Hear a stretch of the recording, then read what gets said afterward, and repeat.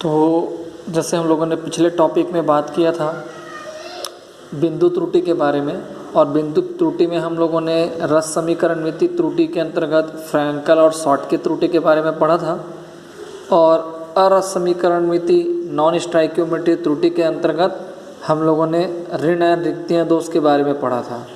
आप देख सकते हैं यहाँ पर ऋण आयन रिक्तियाँ दोष भी है, एफ केंद्र, ये हम लोगों ने पिछले क्लास में पढ़ लिया है। आज के टॉपिक में हमारा जो टॉपिक है वो है अतिरिक्त धनायन अंतराकाशी स्थानों पर ग्रहण करना, ये दोष, और उसके बाद हम देखेंगे अशुद्धि दोष, इम्प्योरिटी दोष, अशुद्धि दोष। तो ये दोनों टॉपिक पे पर हम बात करेंगे। अभी फिलहाल हम बात करते हैं अंतराकाशीय स्थानों पर अतिरिक्त धनायन दोष। आप यहाँ पर देख सकते हैं ये एक एग्जाम्पल है जो अंतराकाशीय स्थानों पर अतिरिक्त धनायन दोष का एक एग्जाम्पल है। यहाँ पर हम चाहे तो देख सकते हैं कि अंतराकाशीय स्थानों पर अतिरिक्त धनायन दोष कैसे होता है, और इसके लिए यहाँ पर हम एग्जाम्पल के रूप में ले सकते हैं। जैसे कि आपके पास सपोज़ मान के चलें कि अगर जिंक ऑक्साइड ZnO या फिर कोई भी धातु का ऑक्साइड हो, जैसे यहाँ पर फेरस ऑक्साइड लिया गया है, FeO फेरस ऑक्साइड का क्रिस्टल है, या इसकी जगह हम जिंक ऑक्साइड का भी क्रिस्टल यहाँ पर ले सकते हैं। तो किसी भी धातु ऑक्साइड का अगर आपके पास क्रिस्टल है तो वो अंतराकाशीय स्थानों पर अतिरिक्त धनायन दोष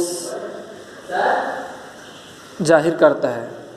ठीक है, तो अंतराकाशीय स्थानों पर अतिरिक्त धनायन जो दोष है वो दोष यहाँ पर अपन एक्सप्लेन कर रहे हैं, और एक्सप्लेन इस प्रकार से कर रहे हैं कि यहाँ पर हम देख सकते हैं कि अगर हमारे पास कोई धातु का ऑक्साइड है, सपोज़ फेरस ऑक्साइड लिया गया है यहाँ पर, और अगर हम फेरस ऑक्साइड को अगर हम उत्क्रमणीय रूप से गर्म करें, मीन्स उत्क्रमणीय रूप से गर्म करने का मतलब ये होता है कि अगर हम जिंक ऑक्साइड के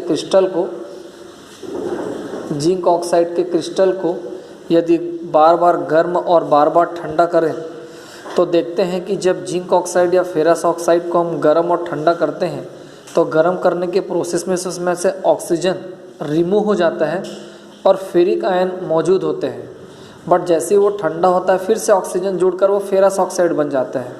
तो इस उत्क्रमणीय रूप से गर्म ठंडा करने के प्रोसेस में क्या होता है, जालक बिंदुओं के साथ ही साथ अंतराकाशीय स्थानों पर भी अतिरिक्त धनायन आ जाते हैं, जिससे पूरे क्रिस्टल में धनायन की संख्या बढ़ जाती है, बट उदासीनता को बनाए रखने के लिए वहाँ इलेक्ट्रॉन भी मौजूद होता है जो उसको न्यूट्रलाइज करके रखता है। तो इस प्रकार से उत्पन्न होने वाला दोष अंतराकाशीय स्थानों पर अतिरिक्त धनायन दोष कहलाता है। करेक्ट। नेक्स्ट टॉपिक पे अपन जाते हैं कि नेक्स्ट टॉपिक हमारा क्या है, अशुद्धि दोष, इम्प्योरिटी डिफेक्ट। सबसे पहले बात करते हैं इम्प्योरिटी या अशुद्धि दोष किस टाइप से होता है। अशुद्धि या इम्प्योरिटी दोष का मतलब ये होता है, इम्प्योरिटी डिफेक्ट का मतलब ये होता है कि अगर हमारे पास कोई ठोस पदार्थ है और हम चाहते हैं कि उसमें कुछ अशुद्धि मिला है, तो उस सॉलिड पदार्थ को हम पिघलाकर लिक्विड फॉर्मेशन में ले आएँ और उसमें कोई दूसरे पदार्थ की थोड़ी सी मात्रा शुद्धि के रूप में मिला दें। इस प्रोसेस को डोपिंग करना कहते हैं। तो डोपिंग के द्वारा भी हम बिंदु त्रुटि दिखा सकते हैं। तो यहाँ पर अशुद्धि दोष के रूप में दो तरीके से हम डोपिंग कराते हैं। पहला, यहाँ पर अगर आप पिक्चर देख रहे होंगे तो ये Na+ और Cl- का क्रिस्टल है ये पूरा, और इस Na+ NaCl के क्रिस्टल के अंदर स्ट्रांसियम क्लोराइड की डोपिंग की गई है। तो जब वो क्रिस्टल ठंडा होकर वापस सॉलिड फॉर्मेशन में आता है तो क्रिस्टल के जालक बिंदु पर सोडियम आयन के साथ साथ स्ट्रांसियम आयन भी ऑक्यूपाई होता है। स्ट्रांसियम आयन के ऑक्यूपाई होने के कारण धन आवेश में वृद्धि होती है। चूँकि 2 धन आवेश आया है तो 1 धन आवेश में वृद्धि होती है। तो बैलेंस करने के लिए एक सोडियम आयन अपने जालक बिंदु से लेफ्ट हो जाता है। तो इस प्रकार उत्पन्न होने वाला दोष अशुद्धि दोष के अंतर्गत होता है, और यहाँ पर हमने स्ट्रांसियम आयन की डोपिंग कराई है। मतलब ये अशुद्धि दोष आयनों की अशुद्धि मिलाने के कारण उपस्थित होती है। तो ये अशुद्धि दोष का एक प्रकार है। अब हम एक बहुत इम्पॉर्टेंट टॉपिक पर आते हैं अशुद्धि दोष से, और अशुद्धि दोष से हम यहाँ पर एक टॉपिक पढ़ सकते हैं एन टाइप और पी टाइप का सेमीकंडक्टर।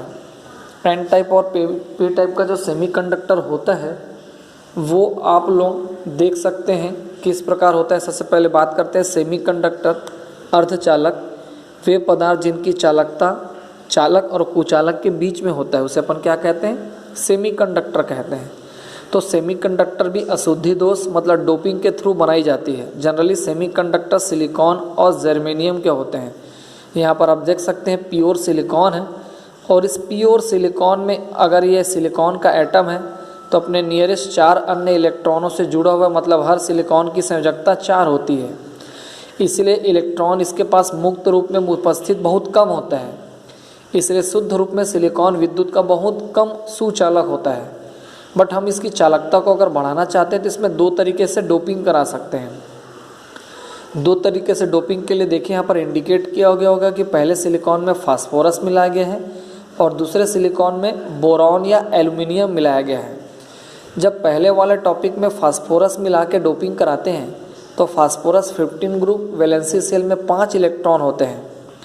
तो नियरेस्ट 4 सिलिकॉन से 4 इलेक्ट्रॉन के द्वारा वो सहसंयोजक बंध द्वारा जुड़ जाता है। बट फास्फोरस का 1 इलेक्ट्रॉन एक्स्ट्रा होता है जो मोबाइल होता है। मोबाइल मतलब आराम से इधर उधर मूवमेंट कर सकता है। तो इस एक फ्री ऑफ इलेक्ट्रॉन के कारण अब पूरा सिलिकॉन का क्रिस्टल विद्युत की चालकता में इंक्रीजमेंट हो जाता है। इस प्रकार के अर्धचालक को एन टाइप का सेमीकंडक्टर कहते हैं। बट अगर हम सेकंड ऑप्शन को देखें तो यहाँ पर सिलिकॉन में बोरॉन की डोपिंग की गई है। बोरॉन 13 ग्रुप्स वैलेंसी सेल में 3 इलेक्ट्रॉन 1, 2 एंड 3, 3 इलेक्ट्रॉन अपने नियरेस्ट 3 सिलिकॉन से कोवैलेंट बॉन्ड द्वारा कनेक्ट है। बट लीथर का जो सिलिकॉन है उसकी 1 इलेक्ट्रॉन जिसे साझे के लिए बोरॉन का इलेक्ट्रॉन नहीं मिल पाया है, उस सिलिकॉन के पास 1 इलेक्ट्रॉन की कमी हो गई है, डिफिशियंसी हो गई है। तो उस कमी वाली जगह को यहाँ पर होल कहते हैं। ये होल एक्चुअल में इलेक्ट्रॉन के कमी के कारण बनता है। तो इस इलेक्ट्रॉन की कमी के कारण ये अपने नियरेस्ट सिलिकॉन एटम से इलेक्ट्रॉन को अपनी ओर आकर्षित करता है और अगेंस्ट फिर से इलेक्ट्रॉन का मूवमेंट चालू हो जाता है ताकि ये होल फिलअप हो सके। तो इस प्रकार फिर ये विद्युत का सुचालक बन जाता है। तो इस प्रकार डोपिंग के थ्रू 2 प्रकार के सेमीकंडक्टर बनते हैं। एक फ्री ऑफ इलेक्ट्रॉन के कारण एन टाइप का अर्धचालक, एक इलेक्ट्रॉन की डिफिशियंसी कमी के कारण अर्धचालक बनता है जिसे पी टाइप का सेमीकंडक्टर कहते हैं। तो सिलिकॉन या जर्मेनियम में अगर हम अधिक संयोजकता वाले तत्वों की डोपिंग कराएं तो एन टाइप का सेमीकंडक्टर बनता है। बट अगर हम कम संयोजकता वाले तत्वों की डोपिंग कराएं तो पी टाइप का सेमीकंडक्टर बनता है। करेक्ट। तो ये बहुत इम्पोर्टेंट टॉपिक है, आप लोग इसे ज़रूर पढ़ के रखेंगे। और इसके बाद जब मैं नेक्स्ट टॉपिक आप लोगों के साथ शेयर करूँगा तो उस समय हम बात करेंगे आप लोगों के साथ इस टॉपिक की। एससीपी और सीसीपी व्यवस्था आप लोग घर से पढ़कर रखेंगे इसे। यहाँ पर हम टॉपिक पढ़ेंगे सुसंकुलन, क्लोज पैकिंग। क्लोज पैकिंग के रूप में यहाँ पर ये टॉपिक है। क्रिस्टलों में घनिष्ठ सुसंकुलन, क्रिस्टलों में घनिष्ठ सुसंकुलन या क्लोज पैकिंग कैसे होता है उसके सारे टॉपिक्स आप पढ़ कर रखेंगे। एक्चुअली में जो क्रिस्टल में क्लोज पैकिंग या सुसंकुलन होता है वो 3 टाइप के होते हैं, सिंगल डायमेंशन में, डबल डायमेंशन में और ट्रिपल डायमेंशन में। बट हमारे लिए जो इम्पोर्टेंट होता है वो ट्रिपलेट डायमेंशन में होता है। तो नेक्स्ट टॉपिक में हम ट्रिपलेट डायमेंशन में किस प्रकार से ठोसों में सुसंकुलन होता है उसके बारे में डिस्कस करेंगे। ओके।